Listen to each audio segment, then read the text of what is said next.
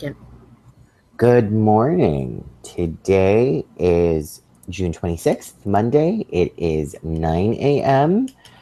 This is Ryan. This is the Bitter Knitters podcast. Today we have Jacqueline. Say hello.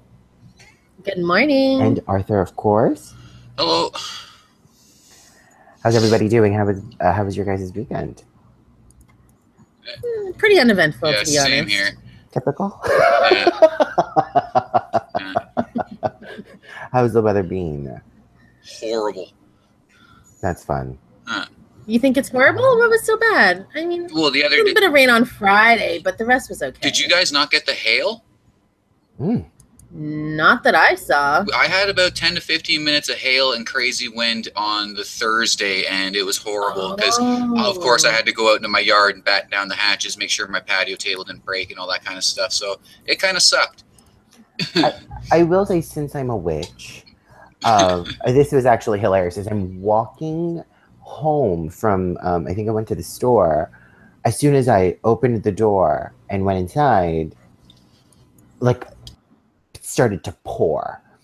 And my mom was like, only witches avoid the rain like that. That's amazing. She was like, no, literally, as soon as I went in the door, it was like, boom. She was like rain pouring down. She's like, you got to avoid that. And you were walking like a supermodel. I was like, thanks, Mom. Thanks. Wow, I've never heard that expression before. Only witches. Well, maybe it's love a your Filipino thing. Maybe it's a Filipino thing, right? So are we ready to start? Do you guys want to talk more about it? Yeah, I'm ready. Okay, so which one do you guys want to start with first? Because there's quite a bit. Which ones do you guys want to start with first? Well, I think Arthur's pretty passionate about what he wants to talk about. Oh, Mr. Nawaz. Okay. Yeah. Yeah, I mean, I don't know how many people, I'm not sure about Ryan. I don't think you watch Bill Maher. Not really. No. Well, he had this former Islamist extremist. I can't remember the name of the faction, but anyway, he was a former extremist on, and he was kind of given his rundown of what's going on essentially. Okay. And it was just very interesting because right now he's in trouble by the Southern Poverty Law Center for speaking out against Islam. Mm-hmm. And he brings up this point, and it's kind of been playing through my head over and over, where he goes, you have these privileged white men in this seat of power that have no issue with pointing the finger, you know what I mean? But the moment that a brown man comes out and starts speaking out, they have to silence that man immediately. Yeah, and they're basically saying he's hate speech. Yeah, it's hate speech, which is hilarious considering this guy was an extremist. This guy was extrematized, I guess is how you'd say it, through this. What's it? Yeah, Hasdil Abir or something. I'm horrible with the names. Same, I'm the same way. That's why I'm not going to attempt to. Now this group, their caliphate was to have a global wide caliphate. So they basically did want to spread Islam all over the world, but they didn't kind of talk about doing terrorist events to do it. So there's the little bit of a difference there. They weren't planning 9/11s or Pulse nightclub shootings, those sort of things. Okay. It's just, I think, just to give a little bit of background, because I don't want us to think that he was ISIS or Al Qaeda. He was in kind of a different group. It's just, this man is a brilliant man. This man has seen it from the inside, and he has what I consider actual real world solutions to the problem. Like he's pushing for a secular Islam, which I mean, again, here in the West, we have that for the most part, but it doesn't work, especially when you look at a population of 1.5 billion people. And growing. Growing, exactly. A small group in America cannot change the world. You need a lot more people. Right. I was arguing with this anti-fascist guy about this, and he said, it's only a small percent. It's like 30%. And I can't actually remember the exact percent, but the math turned out to be around 667 million people want a global caliphate, want everyone to bow under Islamic law. And if you don't, death, essentially. Yeah. That's not a number that you can just ignore. You know what I mean? That's very scary. Oh, it's terrifying. That's very scary. Well, Bill Maher's, I can't remember the exact number, but the number is up there, like between 70 to 80% of Muslims worldwide. This is not just, in some really extremist country. Worldwide, think that if you become an atheist or you are an atheist, you should be killed. Yeah. Yeah. I just personally think Mr. Nawaz is a brilliant man who really brought up some very, very good points, and I think people should, support this man. But this is one of the things I really want to say. When somebody inside a religion, and he is part of that religion, questions it, is it hate speech? Because if I say something, I mean, I was baptized Catholic. I was Catholic for the first 10 years of my life or whatever. I'm not now. I'm an atheist. But when I was having my questions and I was looking at, the sex scandals that happened in the Catholic Church, or I think that they have a lot of money, or whatever the reason being, is that hate speech because I'm questioning the religion? Well, yeah, go ahead. Sorry. According to modern regressives, yes, absolutely. As long as you're not you can criticize Christianity all you want. That's a-okay. That's fine. Yeah. But if you criticize Islam, yes, that is hate speech. Yeah, I do somewhat agree with that. I tend to think that, oh God, this is going to be super rude. It's your opinion. Say your opinion. Yeah, but I have to be careful with the way I word this, I think, because some people may feel like they're attacked. I find that with the Islamic faith and in Judaism, if you speak against the faith and you're a part of it, they consider it to be hate speech. You're like public enemy number one. I find that people who have left the Hasidic community are ostracized and isolated so badly. And same thing in Islam. We see this happen quite often. We see this. Well, and that's the problem. We're about to pass a law. Did it pass here? I'm pretty sure Bill C-16 did pass the table. Okay, so there's a law that they passed here, and it's. I understand why they're trying to do it. They're trying to protect, Islamic people against hate speech, because there's a lot of hate speech out there. Okay. But in the way that it's worded, in a sense, somebody like Maajid Nawaz cannot speak out because he would be considered inciting hate speech. Yeah. And when I watched his interview, now I don't know everything he's ever said. So, if you know what he said, and I don't want to, have somebody bring me an article in and say, look what he said here. Yeah. I don't know. I'm only basing it on this one interview that I saw. He made a lot of good points, and he wasn't saying, we need to end Islam or Muslim people. He's saying we need to change how a lot of them think. Yep. And let's face it, I know a lot of Muslim people, and they live here in Canada, and they seem to be very progressive. I don't know what they think deep down inside their hearts. Nobody knows what I think deep down inside of my heart. But, I do think that that's a religion that does need to come into the modern times. They are, people forget Islam is the youngest of the three, of the big three, right? It's the youngest. And it often, at times, not often, I shouldn't be sugarcoating this. Okay, I'll just say it. People view it as the most violent religion, and rightfully so, of what we see in the news. Now, currently the most violent religion, of course, because we can't forget the sins of the Catholics back in the. No one's forgetting that. No one's forgiving, especially if you know your history. We all know exactly. But again, we're looking at the modern time, and we're seeing what we're seeing on the news and how the news scares us. But is that coming from the religion? See, now I don't know enough about the Quran. I know people always say it's a religion of peace, it's a religion of feminism, and I have no idea. I haven't read the Quran. Can we base that on the people that are committing the violence? I mean, if it's only 1%, is it then the most violent religion, or is it because it's? No, it's violently viewed, not the most violent religion. Okay. Do you know what I'm saying? People view it as the most. Yes, well, I want to make sure, because you said it's the violent religion. I want to make sure. No, that, I'm sorry. I don't want people to think that we think. No, I don't think that at all. I think it's viewed as by people. Well, it's like when people take the Bible and find passages to say, oh, this means that you shouldn't mix the races. Yeah. This means that gays are disgusting because you shouldn't lay with animals, and all this stuff. People can find a passage and twist it around and make it a horrible thing.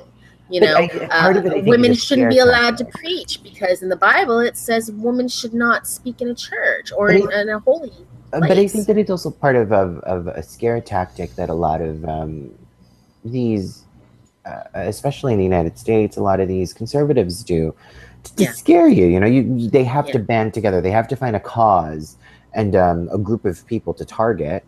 And so for them, unfortunately, people of Islamic faith is the target right now. It's the hot topic. That's not like anything that even kind of relates to religion, though. That's just human nature. We all need an enemy. Yeah. We all need, it has to be an us versus them. If we don't feel oppressed, I mean, there's kind of no reason to fight that good fight. You know what I mean? Yeah. Yeah. I don't know. It's just I personally think that Mr. Nawaz is somebody that a lot of us should read into. This is the first even on the Mars show that I even heard of him, and I do read a lot about this stuff. Yeah. And it's not even because like I hate the religion. I mean, as I said on the first show, I hate all religions equally. Like I hate them just as much as I do the Scientologists. Like they're all scum as far as I'm concerned.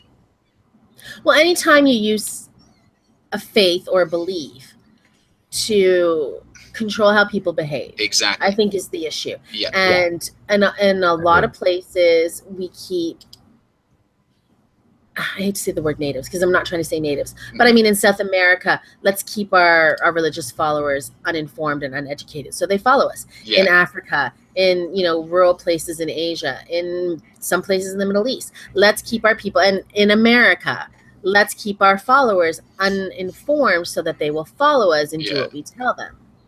Are you telling me that the world is not really just 5,000 years old? It's not, Ryan. I'm sorry to put that news to you.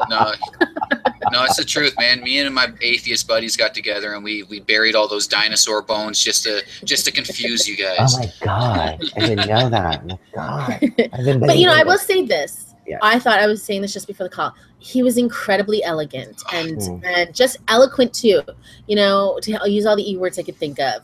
he was amazing. No. And Exactly. I don't know if it's because that accent delivered it or what, but he came across so intelligent, just so like common sense. But not pompous university student like pseudo intelligence. You know what I mean? Like real world.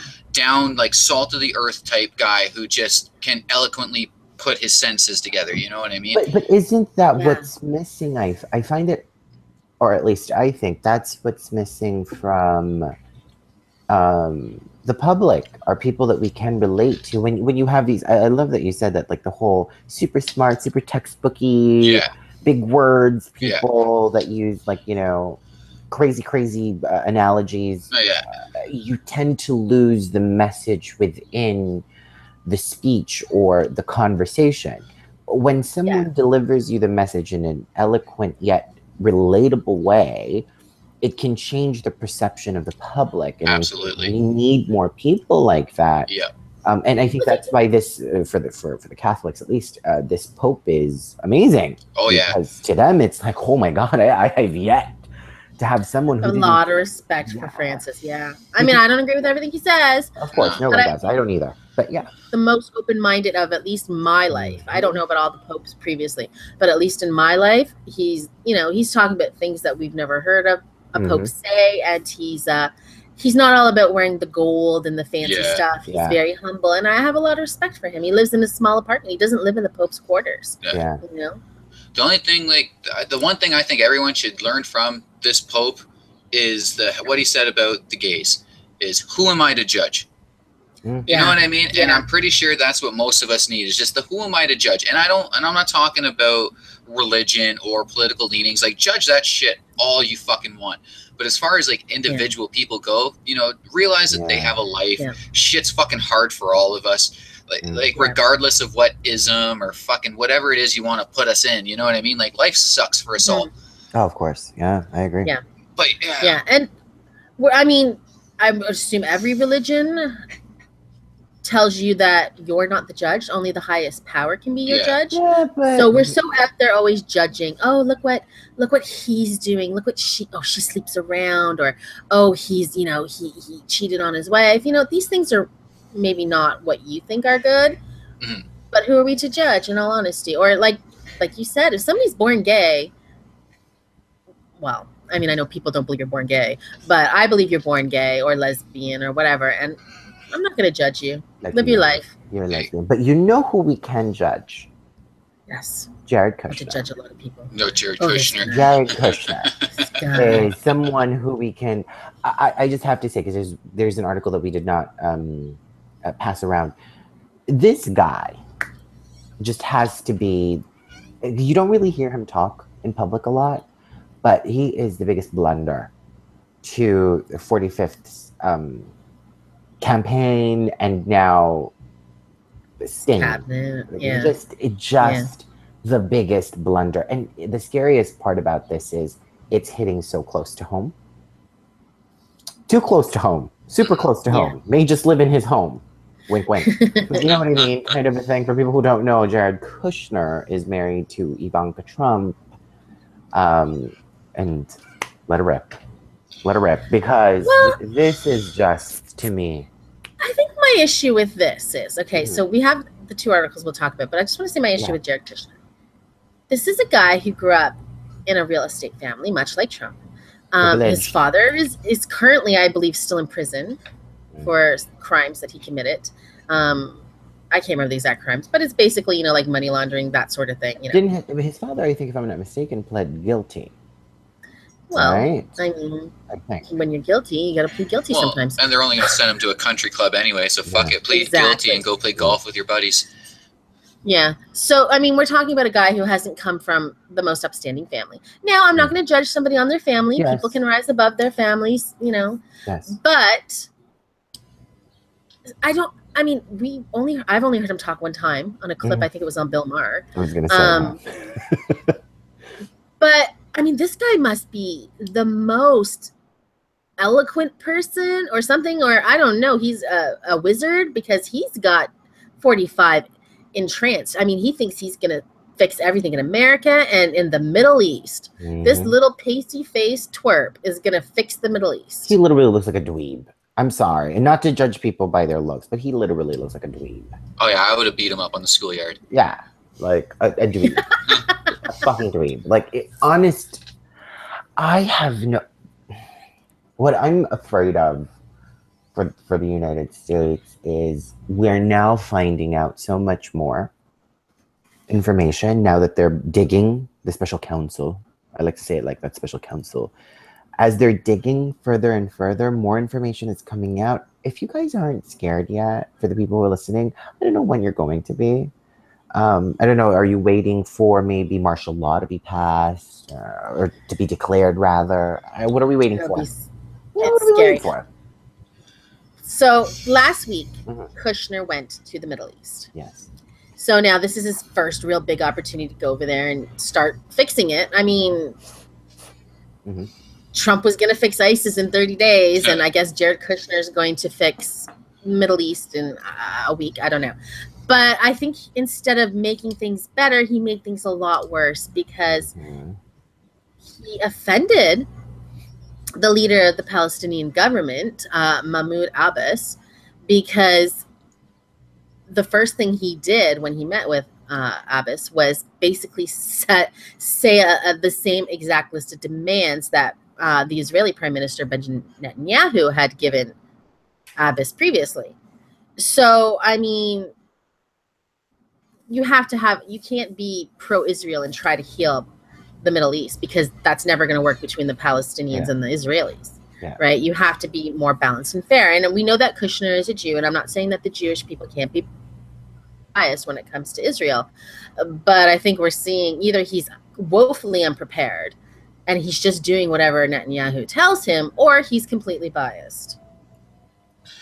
What do we think? One or both? I think the whole thing's fucked. It makes no goddamn sense. Like, it's so fucking stupid. The Palestinians and the Israelis are never going to come to any goddamn agreement. Yes. Not while they're both still there. Do you know what I mean? It's never going to happen. So for anybody to come from a privileged Western fucking country and try to tell these people how to handle their business is just absolutely insane. Like, it really is. I mean, I don't get it personally. Part of the problem is that Israel doesn't want to compromise. Part of the problem is that the Palestinians don't want to compromise either. How much time, money, and how many people are we willing to put on the line until we get to say, you know what, motherfuckers, figure it out. You know what I mean? Because it's getting to that point for me. It's like every single time Israel's up on the the headlines, it's the same thing over and over again. Netanyahu doesn't want to compromise. He doesn't want to come to a fix. No. A lot of people forget that some of these Palestinians are stateless people, right? They're not allowed to be a part of Israel. These people cannot travel. And so this has gone on for generations. And so some of these kids, some of these now adults as well, are like, all I can do is hate you because you don't want me to be part of you. You know what I'm saying? And God bless Kushner. Well, I have another. Now, this article is from April 18th of this year. Mm-hmm. But it's kind of telling, and I really like this, okay? Mm-hmm. He's talking about Kim Jong-un.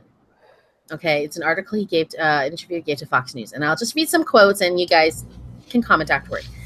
Okay, so Kushner talking about Kim Jong-un. Here you have a guy who has no government experience, and he's in charge of the whole thing. It's the craziest thing I've ever heard of. There's only one word for that: nepotism. And Kushner called the notion of such an unqualified person conducting foreign policy, quote, beyond belief. I mean, why would you let someone with no experience in foreign affairs anywhere near such an important decision? Why would anyone take somebody like that seriously?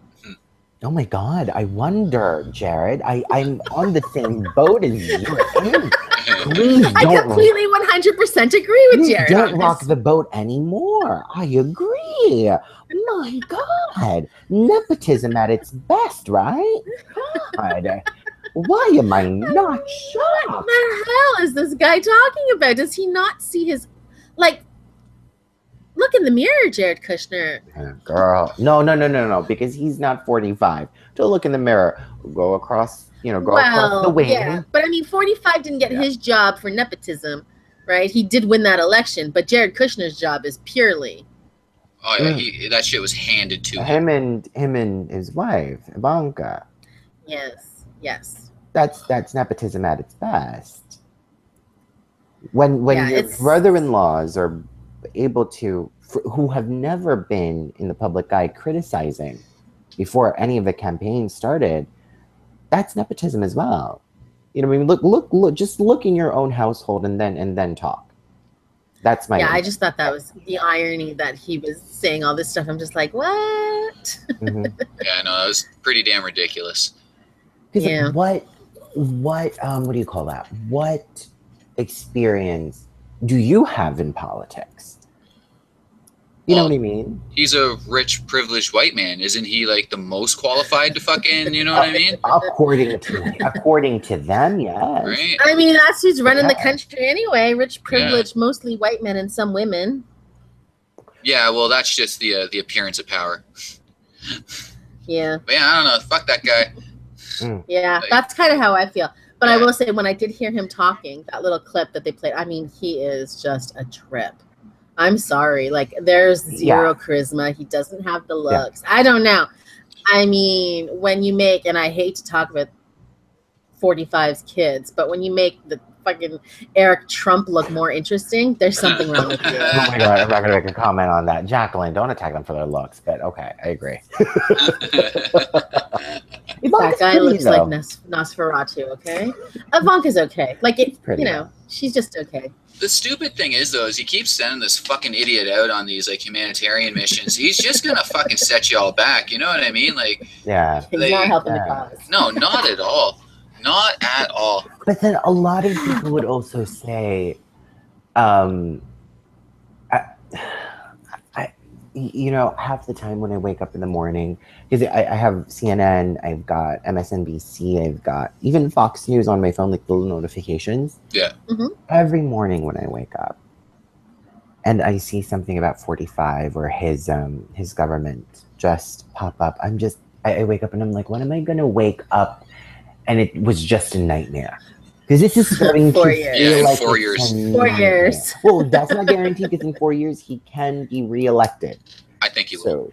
Yeah, he'll get reelected. I honestly think he will, just due to the fact of the regressives in the streets yelling and hollering and carrying on like fucking children are going to make a lot of people who are very centralist tend to lean towards the right. Because like even me, I wouldn't call myself a liberal and I wouldn't call myself a conservative. I think I sit fairly in the middle. If I was an American and seeing the way that these fucking children are crying about it, I'd be like, nah, fuck you. I'm out of that shit. I'm going to go to where people actually have a little bit of backbone and fight for their convictions. There was actually, to even go further than what you said, there was a chart that Rachel Maddow a couple of years ago had shown about how the politics in the United States and the thinking in the United States is actually getting more conservative. Yeah. So what used to be left is now centrist right. Yeah. And the right has gone even further into the right. So there is no such thing as liberalism anymore in the United States. I don't really consider myself to be a liberal either. I'm socially liberal, I guess, but there's certain things that I'm just very conservative on. I don't know what to call the political climate that we're currently in, though. Can I just say, now, this is my issue. I know there's a lot of crying in the Liberal Party. Yep. Yes. But I will say this. Don't you think that they have to do something? I mean, maybe not as much whining as they're doing, but they've got to fight back dirty the same way the Conservatives did, against Obama. They've got to do something because they just basically have rolled over and showed their tummies. But the problem is that it's not considered dirty by the Republicans. They're calling this just a complete and utter shame. But this is what you did when Barack Obama became the 44th president of the United States. Now that the liberals are doing it, it's a problem to you. Yeah. But with tears running down their faces. It's a little different, though, because, like, within the Republican side, and I did pay attention to a lot of the right-wingers crying during Obama as well, other than the division between, like, the secularists and the religious, you know what I mean? That was the only divide. But if you look at the regressives right now, they can't get on the same page within what it is that they're actually crying about, and to me, that is a very unattractive way to try to enter politics, It is. It's discombobulated. It's completely discombobulated. People don't know I will say this.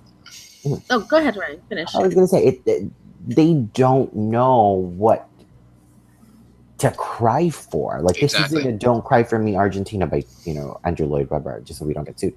But this is not a "Do Not Cry for Me, Argentina" moment. This is a "Don't cry for me, I don't know who you are" kind of a moment. That people are like, one is crying because they think their abortions are going to be taken away. One is crying because they think their gay rights are going to be taken away. One is crying because they think this is going to be taken away. The other one is crying because Hillary Clinton is not president. And it's like, oh my God, what are we crying about? People stick to one topic. So we know what we can fight for, like one thing at a time. That's what Republicans are good at. They know how to target you one thing at a time. Democrats are all over the place. That's exactly what I want to say, is that when Arthur mentioned that he thinks 45 will win the next election, he's got a good chance, because if their healthcare bill, which we haven't talked about yet, passes, it's not going to go into effect until after the next election because they're fucking cowards. Yeah.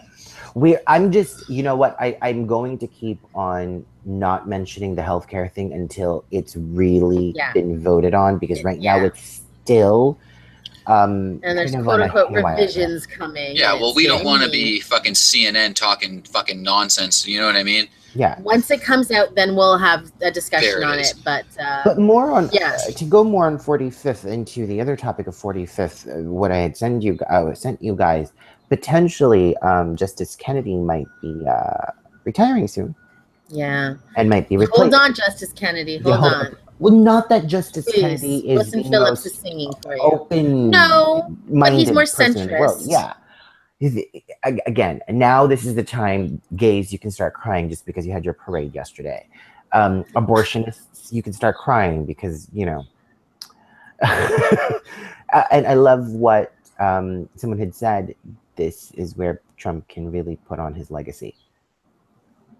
Yeah. This is literally where it's at. All of the travel ban is going into Supreme Court. That's being taken up by the Supreme Court, right? We're going to see some results on this, but if he retires and an emergency hearing or whatever is done to fill that seat, we can see that travel ban be upheld. And there's a good chance. Yeah. I mean, I think it has to go through 2 more stages before it can get to the Supreme Court, or at least 1 more stage, they're right? picking it up.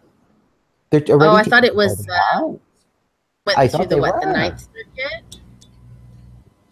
I don't know. But the point is, you know, we need, I don't know what they need to do. I don't know who's in control. Somebody needs to keep Kennedy in there because And Ruth Gator Ginsburg, because she can never leave. Like, cyber enhance her, put her brain in a robot, whatever they need to do. I don't care what you do. Please do not like die or something.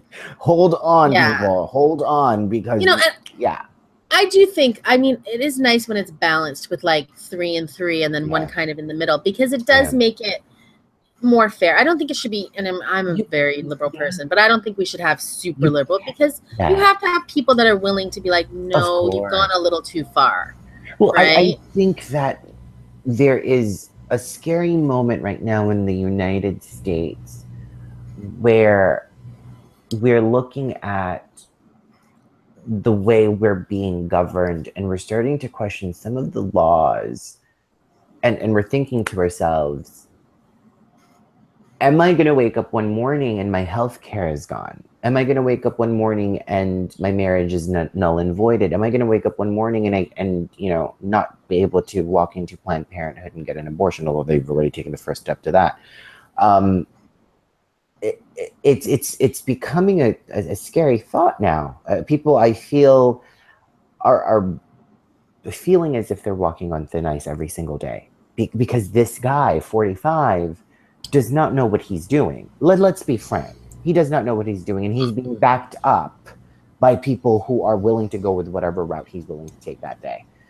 And that's the scarier part of all of this, is people who are knowledgeable in politics seem to just be like, oh, well, you're the president. You're the flag bearer. I'll go with what you have. I'll go with what you say. That's where we are. The whole thing's a shit show. Like, it's just a fucking shit show. Like, it's like I'm watching a plane fucking crash right now. I mean, I'm not gonna lie, I'm pissing myself laughing every fucking day at your guys' misery, but y'all did it to your fucking selves. So not I said the spy, because not I. That's true. Your hands are completely clean in this case. And it's weird. Like, I was rooting for the Republicans this entire election, not fucking 45, because the guy's an idiot, but I really was. Like, I think the Democrats have done way more damage to your country than a lot of you guys realize. That's me personally. That's my own perception. I can't really cite sources for why I feel that way, but it's just, you know, just kind of being an observer of what's going on. You know, I really do feel like the Democrats haven't done you guys a lot of good. But at the same point in time, I mean, you guys need people that'll challenge him in legal ways, that, you know what I mean, where he can't just get what he fucking wants. Yeah. And that's the only way to do it, is through legal ways. Hopefully next year we'll see some sort of change, but then it's only just going to be another gridlock. Yeah. If that happens, it's just another gridlock. It's just going to be another Bush presidency. Not that Bush was that bad, but it's just going to be another Bush presidency. Let's be frank about it. Well, I thought he was horrible until recently. So it's funny though. Me and my wife were talking about this the other day. Like, Bush kind of got off easy because he was a wartime president. Yeah. You know what I mean? Because that guy was a fucking idiot. But well, you remember before 9/11, there was that show called That's My Bush, where it was like basically just making fun of how stupid he was. Yeah. He was, you know what? I kind of disagree with Arthur a little bit on that. He was a wartime president, a war that him and his fucking Cheney called on. You know what I mean? That was not a war that was going on that we kept on going. That was a war that they started and then imploded on itself. And now we're still an illegal war that they shouldn't have joined. Yeah. Allegedly illegal, because you know why. It's not alleged. It's been proven that they lied about weapons of mass destruction. Allegedly, in the United States, it's allegedly illegal to them. It's allegedly illegal. That's what I'm saying. I'm trying to be satirical. Okay, Ryan, you try to cover your ass. No, I'm trying to be funny here, but you know, it's allegedly illegal to the Republic. It's allegedly. But yeah, Yeah. no, I mean, we have to start to come up with solutions to the problem. I mean, Democrats, you guys need you should be scared now. If this guy freaking retires, you should be scared. And if Ruth Gator Bate or whatever her name is, Ginsburg, fucking croaks, that's it. Look at what happened to Scalia. Yeah, well, he died suddenly. And I mean, in all honesty, that could happen to anybody on the Supreme Court as long as it can happen to anybody in real life, right? We are in the very foundation of what the United States stands on is being shaken to the core. And of course, Hillary had Scalia killed. Don't forget that. Oh, right? God, I'm not even going to make a comment on that. But right now, we're being shaken to the core. What we need to do is we need to find solutions on how we're going to fix the problems instead of constantly crying on it. I don't know if we're strong enough, the Democrats. I don't know if they're strong enough right now. You need to compose yourself. You need to stop the crying. It's like the drunk girlfriend who just broke up with her boyfriend and she's wearing that tiara and her eyeshadow's like lopsided. Her eyelashes are peeling off and she's got mascara running down her face. It's like, girl, get a grip. We're going to cap. We're going to go into your apartment. You can cry there and we're going to make a plan. Do you want to stalk him or do you want to move on? That's where we are right now, Democrats. Don't be the drunk party girl. Be me. Be me. Still composed in her high heels, although she's drunk. Don't be her. She's a mess. She doesn't even have the same shoes anymore. She's got one pair of flats and the other one's in her hand. It's a mess. To kind of go off what Mar has been saying in the last little while, the Democrats, you guys need to start taking the pages out of the Republicans' handbook and grow a fucking backbone. Yeah. You know, the Republicans are going to fight you in the mud. Get in the fucking mud with them. Yeah. Like, don't be scared. Don't be worried about hurting people's feelings. Have some fucking backbone. Like, I say this all the time. I am a very liberal thinking individual, but because the liberals have zero backbone, I have to go and vote, at least here in Canada, Conservative. Now, I didn't in our last federal election because I thought Harper's time was fucking over.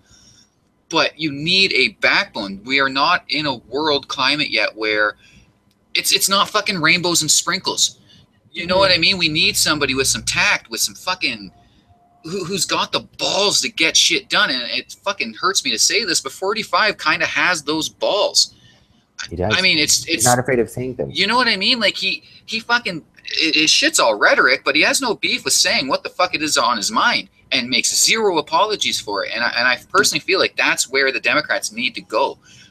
Find a cohesive platform, agree on your fucking platform, and move forward with like... The problem is Democrats don't have a person like that right now. No.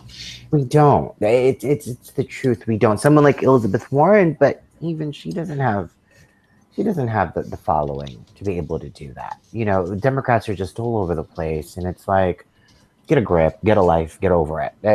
Fix the problem instead of crying over it. They need to fix the Liberal Party. This is something else Mara always says. It's like the party of the old liberals was like, you were fighting for people's freedoms. Yes. And one of those things was freedom of speech. But now they're so busy bottling up what everybody says and policing what everybody says. Yeah. And that's one of his main issues. The JFK Democrats are dead.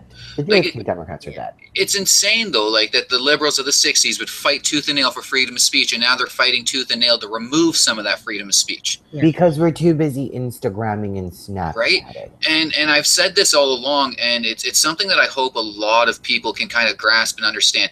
If our freedom of speech, and again, here in Canada, we don't have freedom of speech, we have freedom of self-expression, but regardless, if that is removed or fucked with in any way, it removes our ability to get back any other rights that our government has taken away from us. Again, we're too busy Instagramming and Snapchatting. That's the problem with the Democrats right now. It's a young party. Yeah. There's no finesse to it. That like freedom of speech thing brings us to that next topic, right? That Asian American band called the Slants, and how people want to.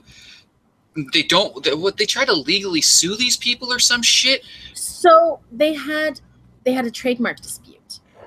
They weren't allowed to trademark their name, the Slants, based on the Lanham Act, which prohibits any trademark that could, quote, disparage or bring into contempt or disrepute any persons living or dead. So, they fought it. this is all Asian Americans. The reason they want to do it is because, you know, they were called slanty eyes and all kinds of mean things growing up. And they kind of want to take that back and be like, there's beauty in our slanted eyes. Yeah, and they're owning it. We think that we're pretty awesome, and we're not going to be afraid to say the slants. Yeah. And they won. Yeah, good for them. I think this is amazing that they won. Precedence, yeah. You know, it is. Now, how far is this going to go in the sense? How is it going to affect things like the Washington Redskins or the Cleveland Indians? NWA. Do you know what I mean? It's just such a stupid fucking thing to argue about. Like, if it's okay for black people to say the N-word, like, you know what I mean? Yeah. Have bands with that word in it, but you're going to get mad because a bunch of Asian Americans want to use the term slants? Like, get your fucking heads out your asses. It's either good for all or it's good for fucking none. Yeah. But, I'm not going to get into, I think Jacqueline and I had a private convo about that, a couple of days ago? Yeah. About how... Ryan just got scared by something, obviously. Sounds like me when I see a bug. That was, I'm so sorry. This is a live moment. Live shows. Anything can happen. Including Ryan sounding like he just was murdered. Yeah. I completely forgot what I was just talking about. I'm sorry. Now, they've also turned down the patent office, or the trademark office, I should say. Bands like Abort the Republicans. Yeah. And what was the other one? Because I thought, oh my gosh, what a ridiculous name. Abort the Republicans and Democrats Shouldn't Breed. Huh. I mean, what? Let them have those names, because in the sense, like, they're stupid names. They're not interesting, either of them, and I don't think that either of those bands are going to be popular anyway. Who cares? It's the dumbest fucking thing, though. Like, as someone who's played in bands, you know what I mean? The shit that we name ourselves is completely fucking irrelevant to anything. Yeah. Most of the times, the name is just to kind of get a rise out of people. Yeah. Right? Like, that's it. You get something controversial, so people are listening to you. Yeah. It's just such a dumb fucking way to try to police language. I don't know. It's retarded. I would say the Slants is kind of a cool name in the sense that it already sounds like a band that would be established. Like, oh yeah, the Slants are at this week's, Coachella. Like, it just sounds like a name that's kind of cool. I like it. Yeah. What about the Vaginas? I like that. That could be our band name. Let's think about vaginas and brush each other's hair, pubic hairs. Okay. You have a band of one, and I'll just be over here with my unmusically talented self. So you're leading our number one group in Zimbabwe. Great, thanks. You have abandoned. Well, I mean, I'm not getting into, pubic hair braiding. Sorry. We're just brushing the hair. Okay. No, okay, as an Asian. As long as I don't culturally appropriate anybody's pubic hair hairstyles, I think I'll do it. As an Asian person, I don't really care.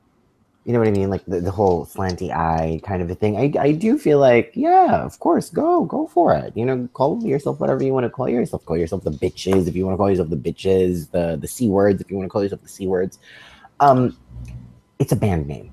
Yeah. You know what I mean? It's supposed to be an empowering moment for these groups of people who have felt like they were oppressed because of the way that they looked for such a long time. So go for it. But I kind of also see the point of why some people would be like, okay, that's a little offensive. I mean, if it was for white guys or for black guys or for brown guys now having the name the Slants. Yeah. But what if the meaning of it to them was a little bit different? Would it be offensive? Well, that was what I was going to say. Would it be offensive? Because maybe we're just talking about something that's, I mean, slanted. The word slant exists not necessarily about Asian people's eyes. No. Right? There's a book called Tell It Slant. I love it. They're got weird opinions. You have a slanted opinion. Who knows? That's what it is. I was just going to say, yeah. Telling it slant means you're literally referring to your version of the story. So that this band could also be just about them telling their version of the story. Granted, they're Asian, so we know where they're coming from, but still, it could be just that. I feel like sometimes people read too much into a name, read too much into a word, instead of just focusing on. And it's all our whole thing that goes back to being offended by everything. Look, there's a lot of things in the world to be offended by. I mean, But some of these small things, like this is another, and I mean, I don't want to be Bill Maher's #1 fan because I don't agree with everything he says. But I will say we're so busy being offended by the little things that the big picture has passed us by in a lot of cases. Oh, you're telling me. Mm-hmm. Yes, honey. Yes, honey. I agree. And let's talk about our final story so we get a chance to talk about it. And this is kind of another thing on offense.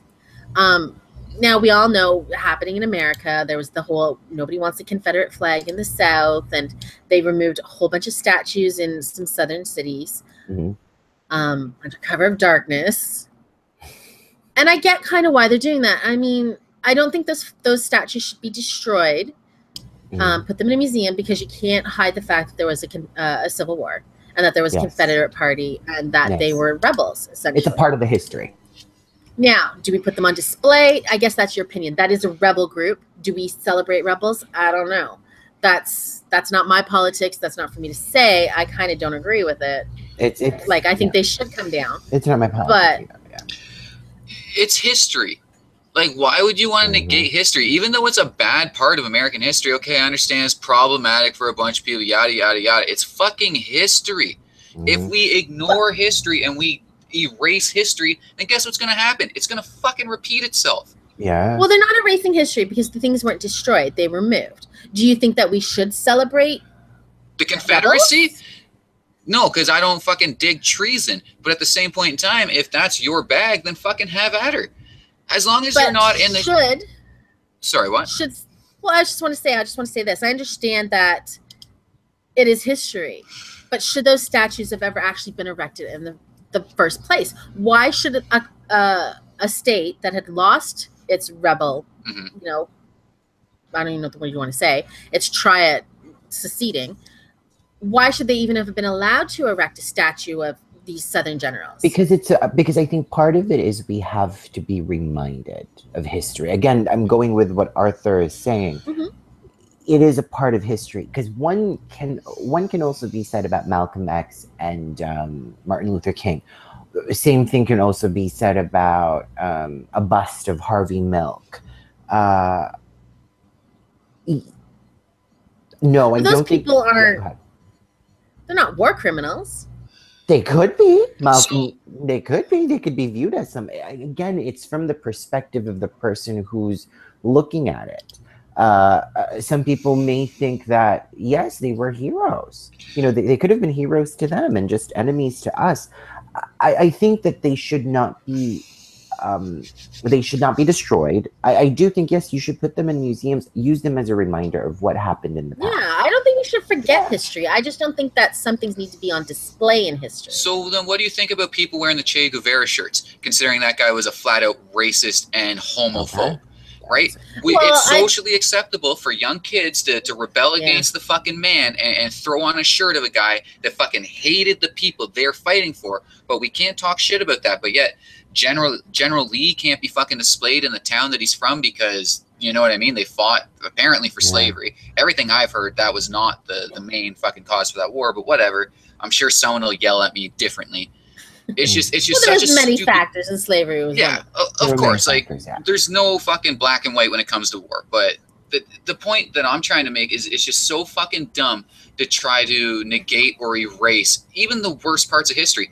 Like, I am so fucking mad that the Russians destroyed all the Nazi statues and shit like that. I'm not a fucking Nazi sympathizer. I'm not a fucking, you know what I mean?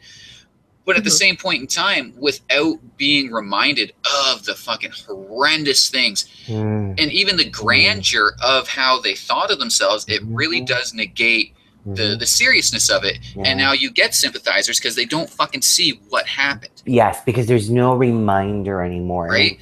Yeah, I agree. I agree with that. Okay, well, let's put it in a Canadian perspective now, because we're having our own kind of thing. So last week we had National Aboriginal Day here in Canada. It used to be called National Indigenous Peoples Day. Oh, no, that's what it's called now. It used to be National Aboriginal Day. Now it's National Indigenous People Day. Sorry, people. So Justin Trudeau, our Prime Minister, announced that the the building that his office is in, there's a big thing called Parliament Hill, and there's, you know, some buildings. One part of the building there was called Hector Louis, oh God, sorry, I'm terrible at French. Lanvin. He's one of the fathers of Confederation. Confederation here in Canada is when our country, the four main parts of the country at the time, came together and made Canada. He's one of the fathers of Confederation. He brought the country together, and we really kind of put our fathers of Confederation in esteem. It's kind of like your guys who, you know, signed the Declaration of Independence. But now they've changed the name. It's not going to be called that because he is also the architect of the residential school system. This is where they took the Native people, the Aboriginal people, the Indigenous people from their communities, put them in schools, usually very far from their own communities, and try to, I mean, the only word you could say is make them like white Christian people. Take away their language, take away their culture, take away their identity, and become, you know, instead of being, this is going to sound awful, whatever their native language would be, now they're John Smith, and they have to be Christian, and they, you know, they can't do any of their things that they grew up knowing. A lot of children died there. They don't even have a number of how many children died there. A lot of people were raped and beaten in that residential school system. Hector Louis really thought that we needed to kind of whitewash our natives because he thought it would make life easier for them and life easier for us as a country in general. Is that the right thing? If we keep his name on there, are we celebrating the residential school system, or is that history being history? I'm a little conflicted on this because as much as I think residential schooling is a huge pockmark on Canada's history, I personally, one of our worst things, as a Canadian, don't feel very responsible for it. The government might have funded it. The government might have built the schools, but let's not forget the people committing these atrocities were priests and nuns. Yeah. Do you know what I mean? And let's not forget that a lot of these natives, they still pray to Christ. Do you know what I mean? Like, I don't know. I'm very conflicted on it. And I've said this many times. The only people here in Canada that really have the right to bitch about being mistreated are the natives. And it's not something that's stopped. I mean, still to this day, I found this hashtag on Facebook a little while ago called This is Thunder Bay.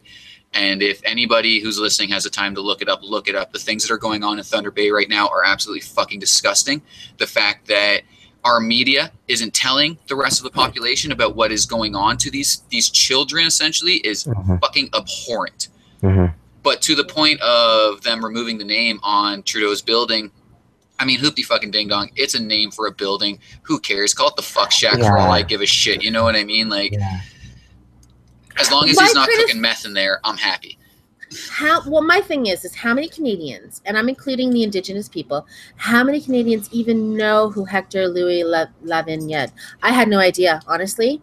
I can't say I know a couple of people, you know, Fathers of Confederation. But then, if I saw that building, would I be offended? I don't know. But then I also kind of feel like I love that Arthur had said that because it's the truth. It's just a name. People forget Thomas Jefferson, George Washington, they had slaves. Are we going to just erase them from history? We can't avoid that everybody from back then had a past that wasn't so pretty. But the reality of it is that exists. And they, you know, yes, they had bad things that they did, but there were, I'm sure, I'd like to think that they also did some things that maybe were positives, that maybe we can focus on those aspects for that specific, you know, center or building or whatever, and not dwell so much on the negatives. Everybody has had a negative something in their life. And to, you know, because if that's the case, then you should erase my name. We should erase the 45th's name. We should erase 44th's name. We should erase a lot of people's names. We cannot constantly do that. History is history. It's written. It's in stone. We cannot, you know, unfortunately, this is not one of those moments where you can go back and edit and then rewrite. Well, that's one of the problems, right? History is written by the victors. We start erasing history. Then we're leaving out. I mean, you have to shine a light on the bad to see where you are in the good. The only way for you to be able to succeed in the future, you know, the present and in the future, is for you to then challenge the negatives of history and inform others of what was. You know what I mean? So then you don't repeat it again, or we don't let their sins go unnoticed. That's the only thing we can do. But also put it into context. Remember what the time was, what it was like for them back then as well, the kind of reality that they lived in. I'm not excusing slavery. I'm not excusing what his name, I'm not even going to try to pronounce his name, is and what he did. But that was what was happening back then. That is a reality. You know what I mean? Well, and my question too is the sincerity of it all from Trudeau. He promised a lot of things to the Indigenous people when he was running for prime minister. None of them have come to be other than this. You know, he asked the Pope to apologize for the residential schools on behalf of the Catholic Church, which I think is, you know, I give him a little bit of praise for that. But I mean, we still have Native people that don't have access to clean water. They literally have had to boil their water for more than 10 years. We have Native people that still have a lot of mental health issues. We have Native people that don't have access to affordable food. There's a lot of problems. There's the whole investigation. We've had a lot of Aboriginal women who've been murdered. And nobody has investigated into their death. Even the suicide rates on the reservations is just insane. It's ridiculous. And it's not just, by the way, and it's very scary. And he hasn't done any of those things. So yeah, he's changing the name of the building, but let's deliver some actual fucking good that's going to help people today. That's not just, by the way, I do want to say that that's a widespread thing in a lot of countries. That's not just in Canada and in the United States. That is a huge problem also in Australia. Yeah. You know what I mean? That is something that I want to later on in the future kind of do, you know, the little docus that we were talking about for us potentially to do. That's something that I want to talk about. That's a huge problem in these now mostly occupied by the whites. I'm sorry, I don't want that to be taken offensively, but you know what I mean? A lot of the Aboriginals, Indigenous people are mistreated. Almost as if they're the forgotten people. That's really the thing to call them, is the forgotten people. People forget their history. People forget their struggles, what we did to them. Fucking smallpox. But you know? We did a whole... Sorry, you can't put that on a skin color, because let's not forget, Spanish and Portuguese people aren't white, and they committed the same fucking atrocities down in South America. No, I agree with you. I'm saying they're mostly occupied. You know, like the whole, what do you call it? The European colonization. Colonization. That's what I meant. Sorry, thank you for correcting me on that. But you know, Australia, New Zealand. I don't know if New Zealand's having that big of a problem with it, but you know they are. They do. Canada, the United States. I'm trying to think of other countries. I'm not going to go into all the countries, but you know what I mean. Even Russia has their natives, right? Yeah. I mean, these are the ones they forced to live in Siberia and all this stuff. Yeah, I mean, every country has some sort of natives, and we don't treat them well. Yeah, the Philippines too. People think, you know, when you see a Filipino, you think that they look super Chinese or whatever, or super Japanesey, the typical Asian look. People don't realize the Philippines, these people have really dark skin, super curly hair. You know, it's a widespread issue that needs to be addressed. I don't know if it's necessarily fixed, but addressed at least. For now, at least it's addressed. I just wish people would look at this in the actual terms of what happened within colonization and the mistreatment of natives around the world, like native populations, sorry, not just North American natives. It wasn't a problem of skin color. It was a problem of your religion telling you that these people not bowing to your God are fucking somehow less than you. And if they don't toe that religious line, you have to force them to do it. Yes. And I'm kind of sick and tired of hearing this colonization bullshit from the standpoint of, oh, fucking white people ruin the world. No, Christianity ruined the fucking world. Get your head out your fucking ass. Take that cross off your neck if you're going to bitch to me about fucking colonization. Yeah, I kind of agree with you on that. You know, and to come here and say you need to be civilized, you need to be not a savage. Yep. It's what happened in the Philippines. Spain captured the Philippines for 300, almost 400 years and forced into Catholicism, right, at the time. And God, you cannot, it's almost rare to find a native Filipino with a real Filipino last name and not a Spanionized, sorry, that's my new word, Spanionized last name, you know, like a Cruz or, what else? Reyes or whatever Reyes. it is. Yeah. Yeah. It's so different in the Philippines. Like their native language was lost. The essence of what Filipinos are lost. But to this day, they still follow Spanish culture and American culture over there. It's completely lost, and it was all because of religion. This is because of religion. It's Exactly. not because of necessarily just Spaniards. It's because of religion. Yep. And that is the Yeah. honest truth. Jacqueline and I have had many conversations about that. So it's the truth, and it hurts. It hurts to hear that in the Catholic Church, but we have to admit that's what happened. It's the Yep. truth. You know what I mean? Religion is one of the biggest enemies of humanity. Look at what happened in England, with the reform to the Church of England, right? That's what caused the whole migration to the United States, and then eventually kind of bled into certain parts. But yeah, it's what happens. It's the truth. Religion is an enemy. It is. Yes, it is. And I think as Western civilizations, we need to move to a more 100% secular kind of lifestyle. Like, pray to whatever God you want. You know what I mean? Yeah. It's fine. I have no real beef. I will challenge you on your religious beliefs. But at the same point in time, I don't know. I just don't like religion telling me what the hell I can and can't do. Because I'm sorry, you guys were the real fucking warmongers of history. Yes. Yeah. People do your research as we're running into a close. Do your research on that. Don't be upset with everything that we say. Don't be upset with me. Be upset with Jacqueline.